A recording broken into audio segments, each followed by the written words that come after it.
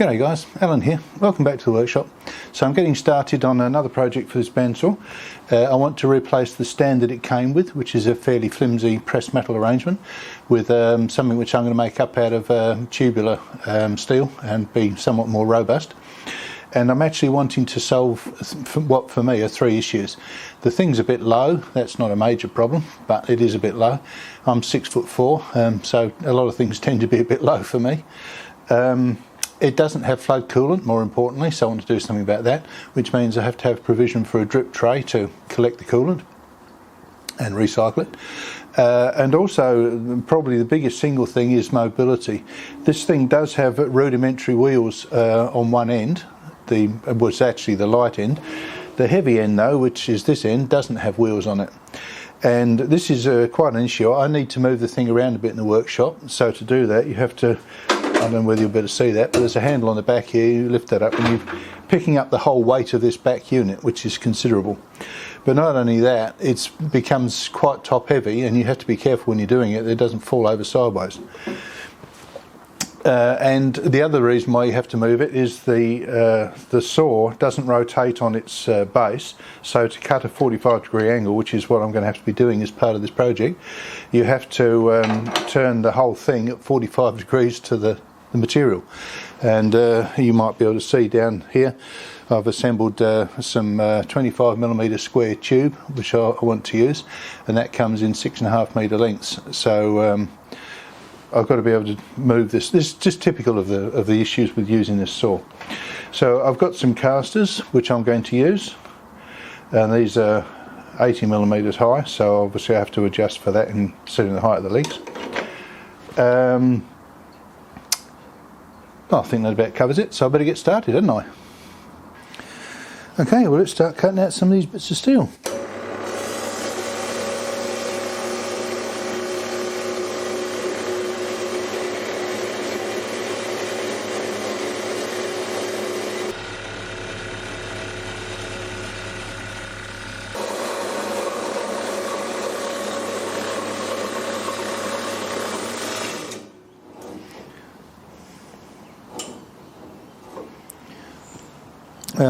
The thing here is catching on the corner of the bloody vise.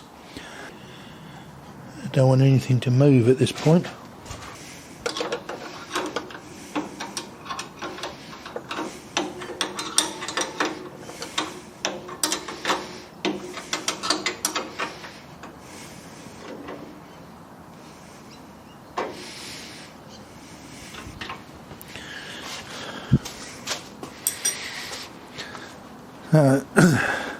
Hopefully this thing will now clear that and you can finish the cut. Get this out of the way because it'll probably try and fall off with a bit of vibration anyway. Right. Take two.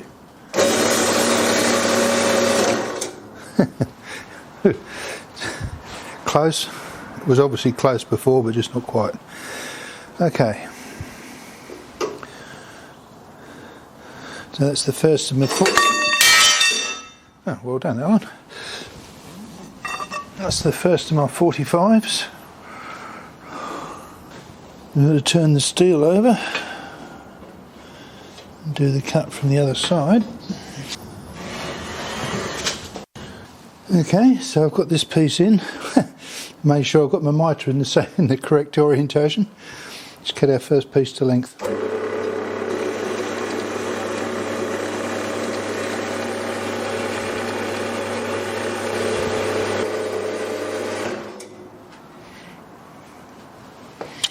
Okay, I guess that's parted company.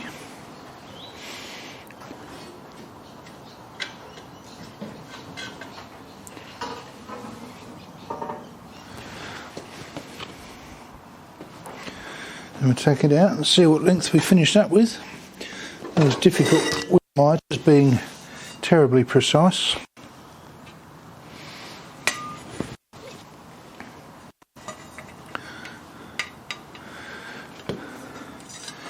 There's my gauge.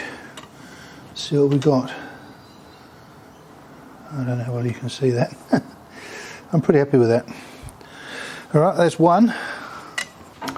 So more importantly, get a second one the same length.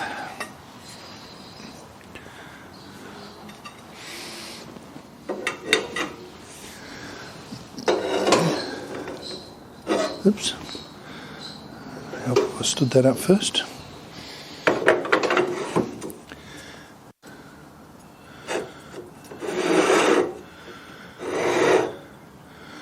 Right, look at these clamped at the same length. Right, that should do. Right, let's cut the second one to length.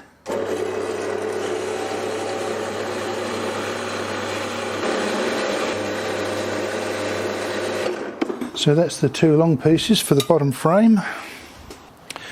So now I want two at 390 on the long side of the 45s. So I've set myself up a measuring stick using a toolmaker's clamp and a rule.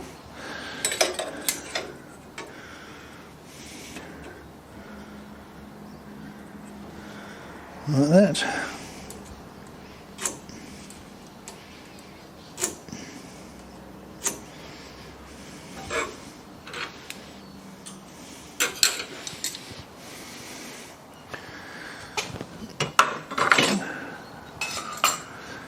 Alright, so I'll turn you over and try and get you lined up. I should think that's pretty close. Last check, the old cut 3 times, measure once or something. I didn't have that quite right, did I? That's going to be pretty close, I'd say. Yeah, it's probably more important that the two bits that I cut are the same length, and they'll be within 0.5 millimetre, I think.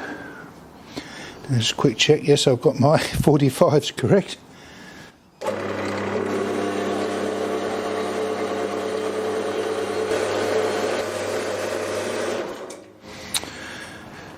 Okay.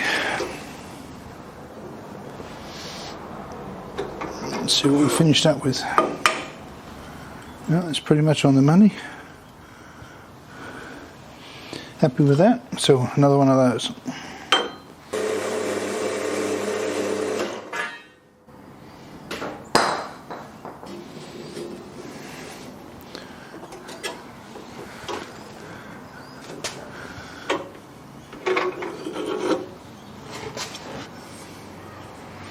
That's all right. Okay, well that was 2 for the bottom frame. Now I need 2 more, 1 for each of the end frames. And another one. So having a roller support makes life a lot easier. This particular one, I made out a bit of water pipe and a couple of old bearings from a drill press. Weren't good enough for the drill press, but quite good enough for this. Okay, so the last of my 45s.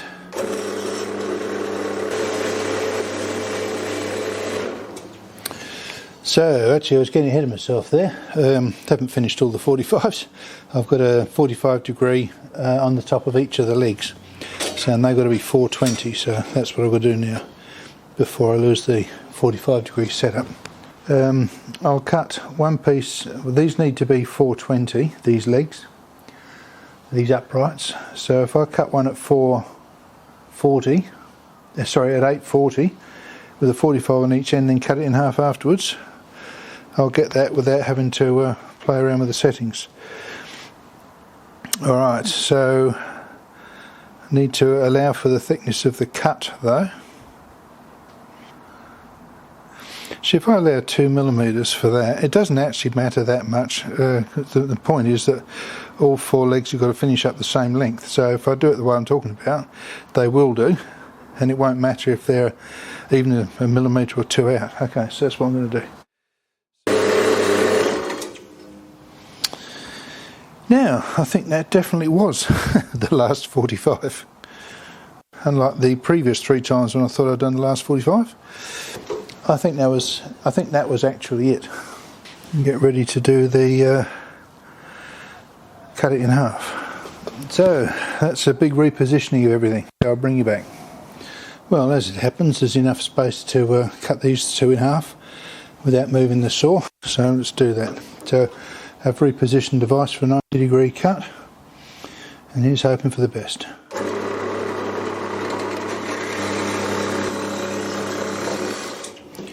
I don't believe it. I've run foul of this bloody bracket again. Jeez, that's annoying.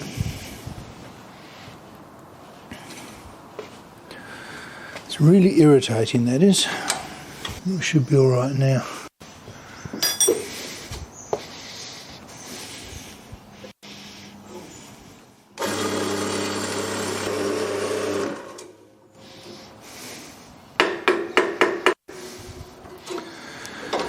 Right, well, hopefully we've got two identical pairs.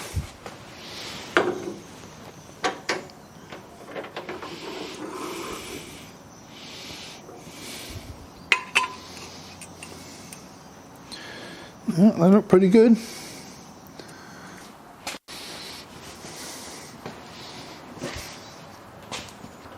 Okay, well, the light isn't very good just here, but perhaps you can see that 2mm turned out to be a pretty good allowance for the cut. So we've got 4 pieces now that are 420 long. So that worked out well. So I decided to make the top rails for this trolley at a 50 by 50 milestone angle and I bought a 1.8 metre offcut. $20 that was though. Right, let's inspect the cut, see if it cuts square. Before I started this project I did a lot of test cuts with the saw to try to get it set so it would cut accurately.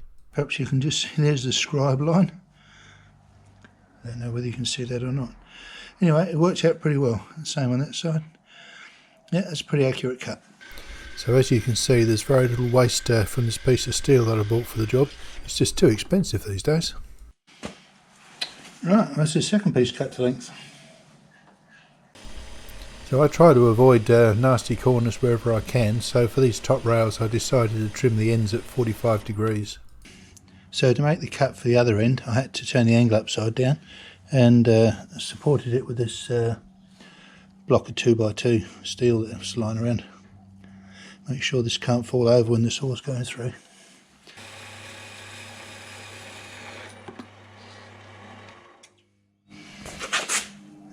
Easy as that. It looks like my cutting out of the pieces has gone well. I've got all good corners and I'm on size and square.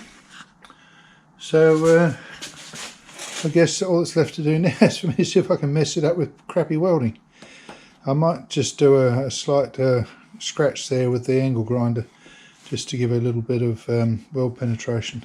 I don't know whether it needs it because 2mm thick wall, and I dare say the arc will burn in pretty well, but I'll probably give it a little bit anyway. Okay, well that worked out well enough. I'm sure they're not the world's best welds, but it's not going to fall apart, and perhaps more importantly the frame hasn't distorted as far as I can tell, which is a really good thing. These pieces I haven't welded in yet because I'm going to use them as spacers in making the end frames, which is what I'm going to do now.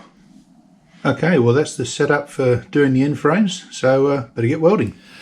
Okay, well for various reasons I haven't been making very much progress lately, but I had a good day today and finished welding the base frame, welded the end frames and tacked them together, and I've got the top rails just sitting there at the moment. But if I get a fair wind tomorrow I should get this fully welded up and perhaps get the wheels on, and it'll probably start looking a bit like what it's supposed to be. Okay, I guess you might notice I've had a bit of a rethink. I decided that I didn't like the length of span of this top piece, so I brought these vertical rails or vertical poles in 80 at each end to reduce that span, and this new design works a lot better with the drip tray that I want to use. I think you can see that it's got sort of like angled off corners that now sort of fit in quite well with what I've done with the stand. I've mentioned it previously, I think I just dislike sharp corners, so this is a much more sanitary arrangement. So next thing is to weld the structure on the top here, which will support the saw itself. But this is all fully welded up now. So these wheels are quite a nifty bit of gear actually. They've got a foot operated lever here which presses that piece down onto the wheel to stop it from the wheel from rotating.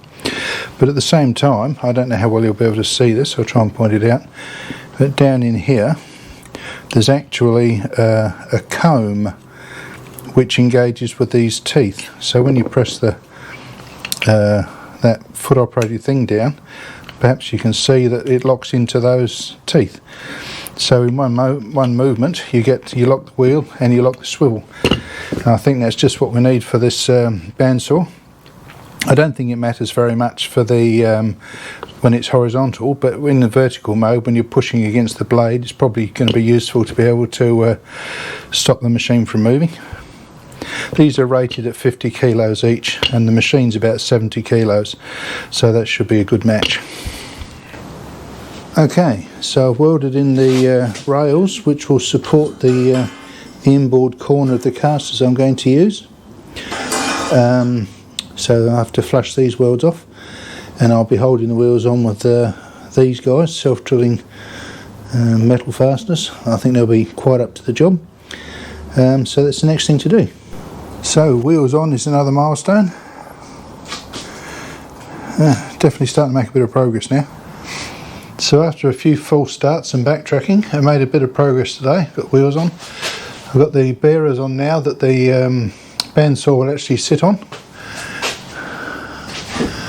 And I've got the space for the tray properly sorted. So that will of course have to have a bit of fall on it to one end. But and I finally worked out what one of my welding problems was. The contacts in the earth clamp were dirty, and I was getting quite a mixed and very frustrating set of results. Anyway, seem to be doing all right now. So next thing is to make the bracketry, to make the brackets that will secure the bandsaw to these bearers. That's tomorrow's job. So because the inside faces of the base have a casting draft on them, I had to make these little brackets bent over at more than 90 degrees, or less than 90 degrees I suppose, depends on your point of view. And so drilling the hole wasn't quite so easy, so I'm using a 2-flute slot drill to drill against that inclined face there.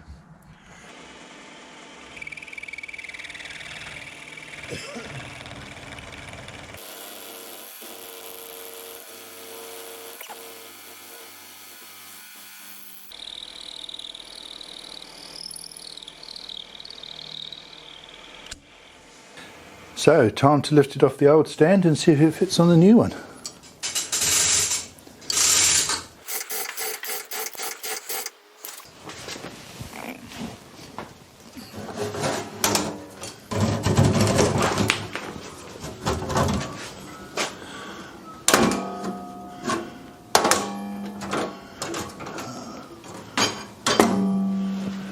Better not throw the old one away just yet, eh? Alright, let's see if things work out. Hoped.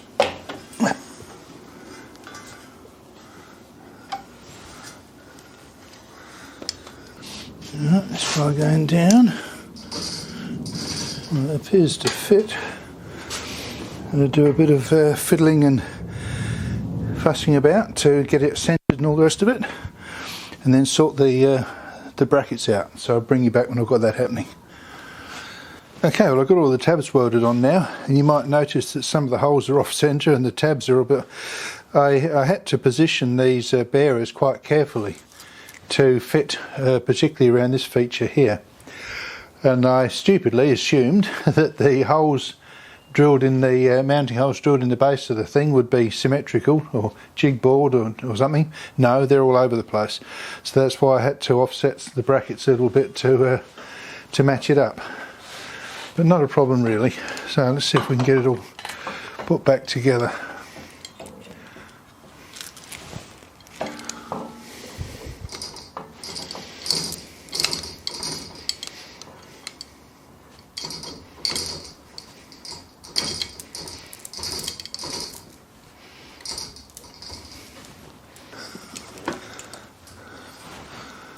So there's not much room for this one.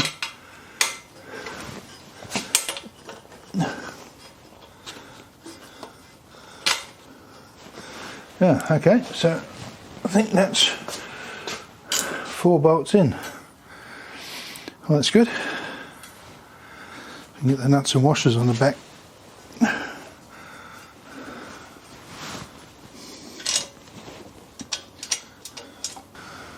I don't need this getting in the way anymore either, do I? So let's get that out of the way.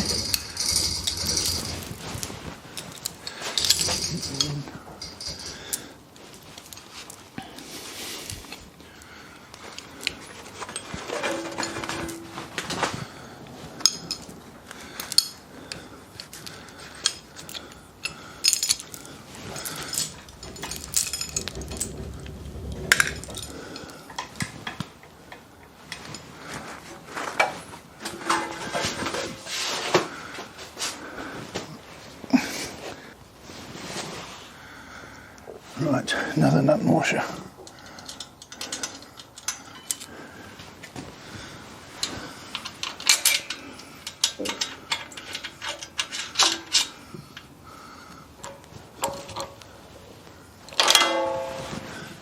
This will have to come apart again anyway for painting and doing the drip tray and so on. I'll do a trial assembly for now that.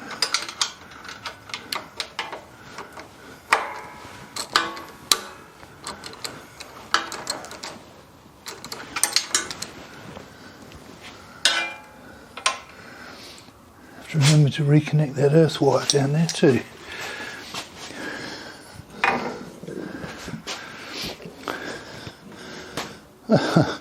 I'm liking how easy it is to move this thing around.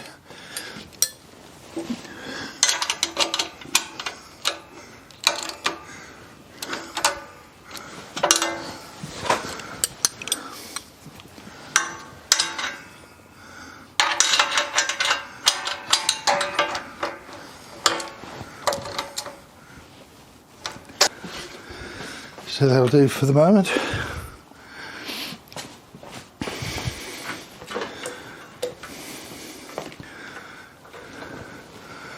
Yeah, that's all right.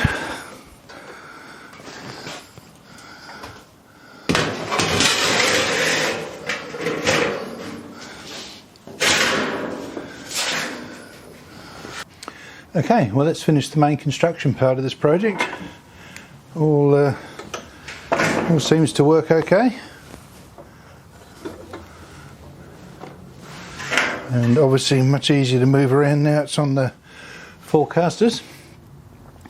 Okay, so that's most of the construction work done, but there's still quite a bit to do. Obviously I've got to clean it up and paint it. I've got to put a drain into the drip tray, and I've got a pump which I want to mount for recirculating some coolant, so I've got to mount that and a reservoir for that, and and I've got to make a shelf to go in the bottom as well. But I'm going to call that it for this video, and all that other work I just mentioned, well, perhaps you'll join me in part 2 for that. But anyway, I hope you've enjoyed this part, and will join me on the next bit. But in any case, thanks for watching, and bye for now.